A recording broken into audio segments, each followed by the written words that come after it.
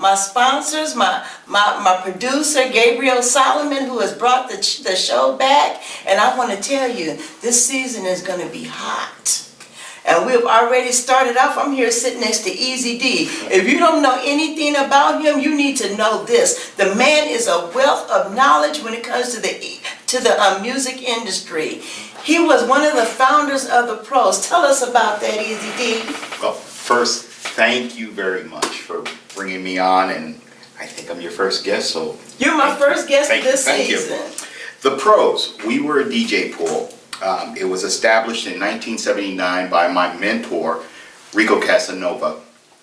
And in essence, in the 80s, a DJ pool was the alternative for artists that were not able to get on mainstream radio. So for out here in the Bay, KMEL, KSOL, KDIA, didn't really matter. If you weren't part of the establishment, you weren't in the game. And so what we did as the Pros, we had the lock on all the top clubs in the Bay Area, in the country, as well as college radio. And so we were able to use our influence to help these young men and women go from where they were to where they wanted to be and where they needed to be. And so there was no internet at this time. Oh, no. See, so we're going back a little bit to some history now. Yes. This is a time in history where you really had to network. Absolutely. You had to be an artist, you had to be a performer, and you had to have some hustle. Yes, and you had to have a lot of belief in yourself. And even with all of that, you'll notice talent wasn't even in the top 5. Okay? We made sure talent was number 1. Okay. But yes. What do you mean by that when you say you made sure the talent was number 1? Well, back in the day, we would have labels, regular record labels, whether they were Top Scale, the Epics, the Columbias, or the entry level, want to do it all on our own. Well, we would have people that were truly talented. We're talking about Pebbles, we're talking about LL Cool J, we're talking about Will Smith. These were talented young men and women. Right? We also had a lot of artists come through that had a lot of money behind them, but did not have that talent. Okay. And so we weren't about showcasing just anybody. You had to bring your A game, period, because our reputation was at stake. And so it was interdependent. You were relying on us to bring our strength. And in return, we were relying on you to bring your A game. Okay, let's talk about the A game for a minute. Sure. Because that's very important. And I'm gonna tell you, it's funny because what's the guy that plays Forrest Gump? Oh, Tom Hanks. Tom Hanks. I actually had a conversation with him one time, and I was talking to him about my movie, and he said to me, "Well, what makes you think your movie is good?" And I was telling him, and he said, "Well, no, what makes you think it's good is because you wrote it. It's because it's your baby." Exactly. So when you say bring your package, most people think their package is together because they just put a package together. But what makes a package complete? If they want to bring their A game, what should they have? What should they have? Belief in themselves. Okay. Period. Now, I'm also a religious person, so of course I'm going to say bring God into your life. Mm-hmm. However, the industry doesn't look at religion necessarily, and so when I say belief in yourself, you can take that as you wish. Your confidence. Your confidence. You have to come and be. You know, you have to come and know and own a room when you walk into it. Absolutely. And if you walked out of that room feeling like you didn't own it, well, you didn't own it. Right. Yeah. Did they miss you when you left? And that was the important thing. Did they miss you when you left, as opposed to who was that? Right. So. Right. But that was the package. But that package, from a talent standpoint, you could have it very well produced. We had some great artists that were very well produced, but they didn't have the talent. It was hickory dickory dock, the clock ran up the tree. You know, this doesn't make any sense to me. Right. So, but then you also had people, my girl Rosie Gaines is a prime example.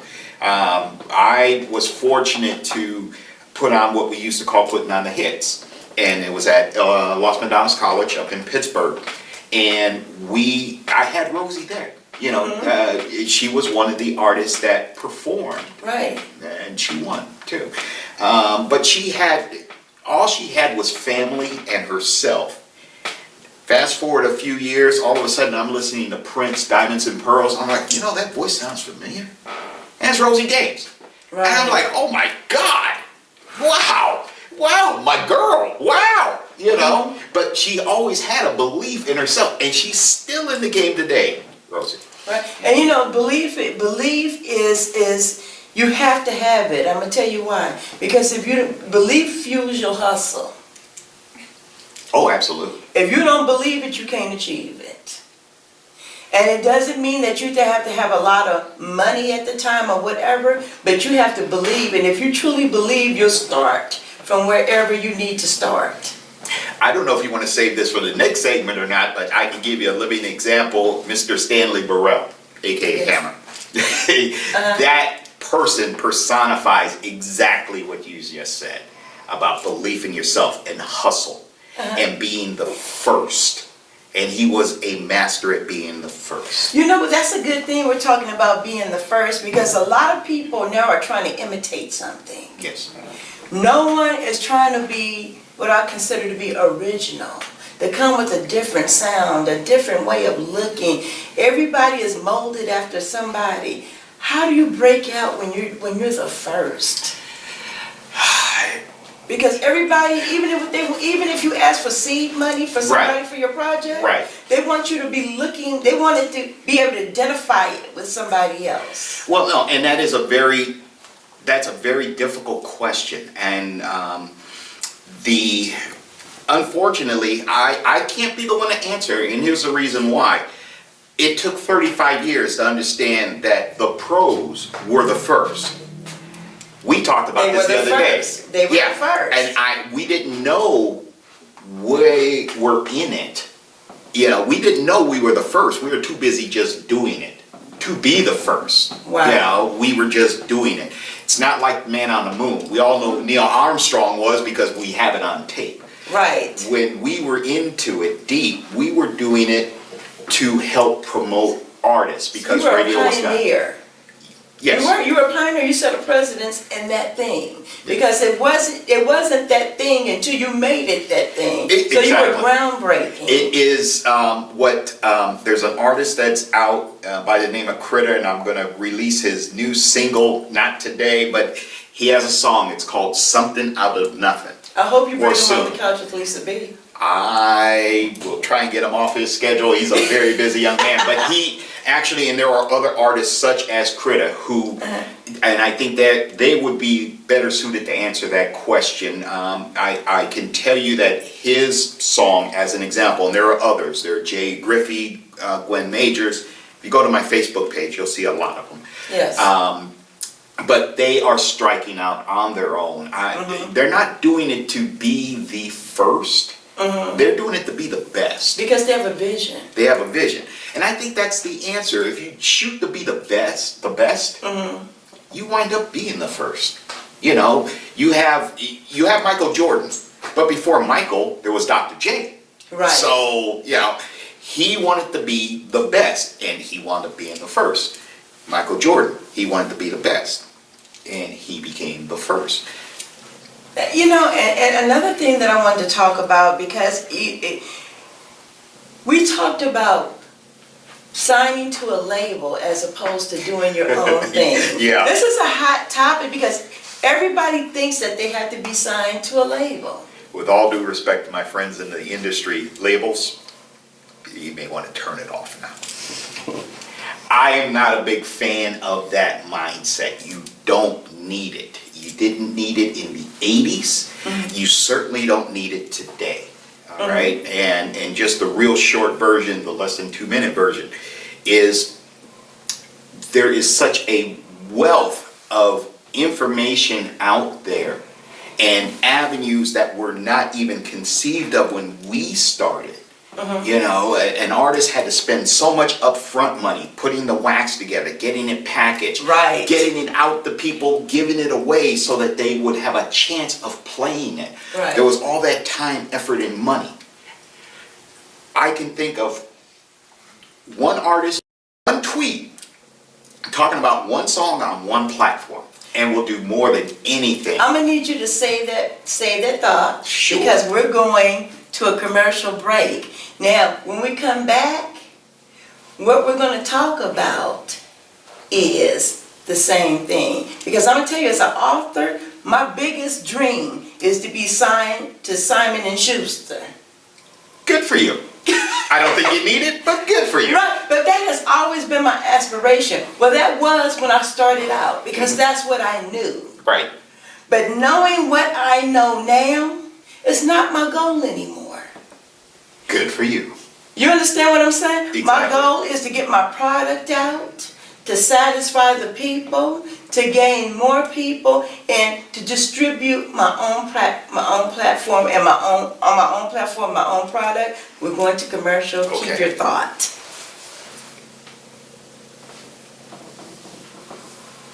Ready? Hi, it's your girl Lisa B. Welcome back to the new season of On the Couch with Lisa B. We're returning from a commercial break, and I want to say welcome to PTV1. And I'm back with Easy D, a pro in his industry. Not only is he a pro from the industry, but he's from the pros. I am from The Pros, DJ Pool. Yes, ma'am. Yeah. And when we left, we were talking about, why do you need a label? And the answer is security. You, or the lazy way out. You can take your pick, in my mind. That is with all due respect to labels. The reason I say that is, back when we started, Right. you needed a label to help front you. Seed money, if you will. So to put together the LPs, to put together the master. You Right. know, you've done all that, all the lab work and everything. Okay. You take that tape, then you take it to a place where they make the records for you. So then you buy crates and crates and crates of records to give away. Well, all of that costs money. So you needed their finances. Or their reputation.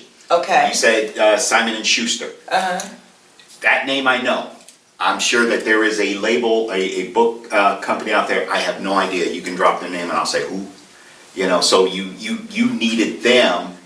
You thought you needed them more than they needed you. Right. Yeah, but that's not true. And the reason is Simon and Schuster would not have you if you didn't have the content. Right. You know, how are they promoting you? How are they going to make money if they don't have you, if they don't have your product? Right. You know, they would just be a company like Blockbuster.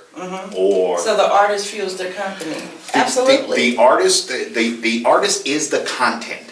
Right. And so now, whether that content was 35 years ago with labels and going out and putting it on wax and distributing it through the clubs or the radio, or today, where the content goes out on this platform, for example, and it reaches so many people, and more importantly, it's going to be there forever. Everything we're talking about now, 100 years from now, they'll be able to go back, if they know where to look, they'll be able to go back and see this.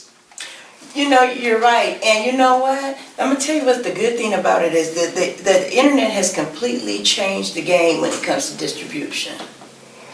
I would say it changed the paradigm. The game's still the same. Okay, so, because what has happened now, if you know how to market, if you know how to hustle, and you have some wisdom, you can become your own greatest distributor.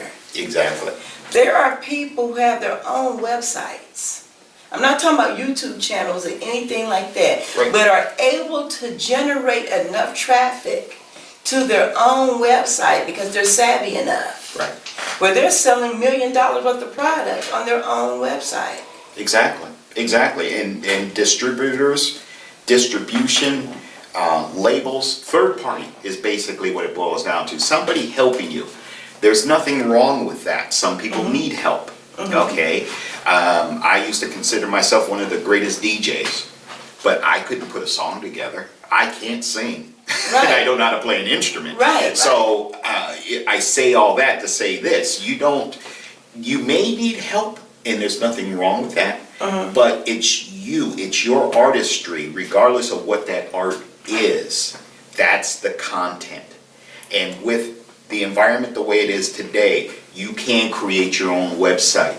Right. And you don't have to do a thing with it after that, because it will start to build on its own. Now, the more you put into it, of course, the greater the expansion. But you have to put the work in. You know. You have to put the work in, and one of the things that I used to like about labels is that they had artist development.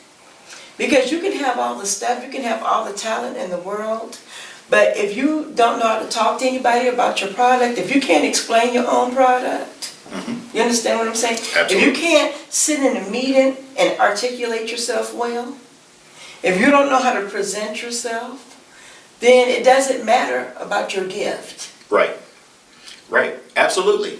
And that's where you had A&R people, okay? Again, there wasn't and isn't anything wrong with a label per se, okay? You just have to accept the fact that you're giving up a lot of your freedom and, All of it. and creative. Well, some people have a little bit, or maybe they assume they do, or they imagine they do. But the more hands you have involved, the less creative control you have. Yeah, and there are pluses and minuses to that. But Of course, because I know, well, I do a different industry, I write, but I know once I turn my book over to someone else, I don't care how much I like my book cover, they're going to put a new book cover on it. Exactly. They're going to change the spine of the book. They're going to put a new branding, everything is going to become different about it. right. They might even change the storyline a little bit. Right. And it's the same thing with any form of distribution. Right. Except now, you can take your content, you can put it on the web, you can put it to your web address, Right. and you can say, here's my work. Hope you enjoy it. Now, is that a good idea? Now, let me ask you this. Is it a good idea for an artist to do their thing and put it out without having at least a group that they're working with, or some kind of little machine behind them that can have several eyes on their project? Sure. Because what you do is you get full of yourself, you don't see any mistakes. I tried to edit my own book one time. Oh, yes. And it was a disaster. Yes. I guess it depends on, and this is why I was hesitating in the answer, or thinking about the answer. It depends on what it is you want to do. Okay. If you, as an artist, if you want to just keep a roof over your head and your belly fed, you should be able to do that on your own. I mean, you just go out there and hustle. That's just, grinding 101. Right. If you want to be remembered, then you need other people to remember you, but you don't need them to help remember you, if that makes sense. You can go out on the internet, you can have a cat run into a tree. Okay. Right? That's the analogy I love using. You can have a cat run into a tree, get 1 million hits on YouTube. That cat's going to be remembered forever. Right. Cat didn't wake up that morning expecting to be remembered forever. Okay? And if that's what you want. If you want to make a career out of it, that's where it starts getting complicated. Right. And that's where the machine comes into play. So it just depends on what it is you want to do. And I don't have that answer. Artists like Critta, like Jay Griffey, like Mac Mall, they have to know what they want. Now, Mac Mall, he's been in the game for 30 plus years. He knows what he wants. Artists like Critta and Jay Griffey, I believe they know what they want, so. So you're saying you have to know what you're working towards. Exactly. And so if you know this is the end result I want, that all your steps along the way should be working towards that end result. Right. And see, that's why I was talking about quality. Because quality is everything. It's everything, especially when you're talking about your product and having eyes on your product. Because when you do something, of course, you look at it, you like it. I remember one time we were doing a church event, right? I always use this, and we put our money together, and we got 5,000 Wow. of these cards printed up, right? Mm-hmm. And nobody had money at the time. So after we got the cards, guess what? What? The lady never had anybody look at it before she ordered it. Did the graphic, she didn't put the date. Oops. Yeah, well. But the flyer looked good. The flyer looked great. So that's what I talk about when I talk about individual artists, Right. not having anyone working with them. There's always, if you're that individual, you always going to be something that you're missing. But when if you just, you can even just have a group of your friends. Exactly. Who come over and look at your stuff and look at your product. And this is what I want to talk about. You can't be thin-skinned in the industry. Oh, no. That's where, now, if you're talking about, the game itself, the industry, that's where you need a manager. You need someone to be that person to say no, to be that thick skin for you. Because people are always going to talk about you in a negative way. Absolutely. That can't be helped. That's just human nature. However, now going back to this as a business, that same cat running into the wall, Right. got 1 million hits.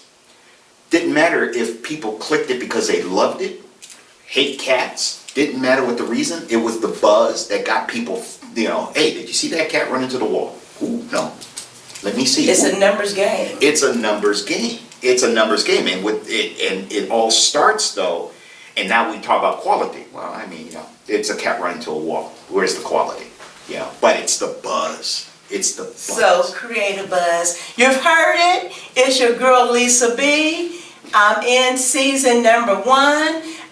Tune in. Easy D. There's a lot of young people out there. Leave them with the word of advice for starting into the industry. Believe in yourself. It all begins and ends there. The more you trust yourself, the more you'll achieve. Well, you heard it right here on the Lisa B Show. It's your girl. We'll be on Mondays and Wednesdays, PTV1 at 2 o'clock. I love you, big. And forever on the internet. And forever on the internet. You can't wipe me out. Nope. You're stuck with us. I have an IP address. Ooh. I love you, big, and I love you much. Bye.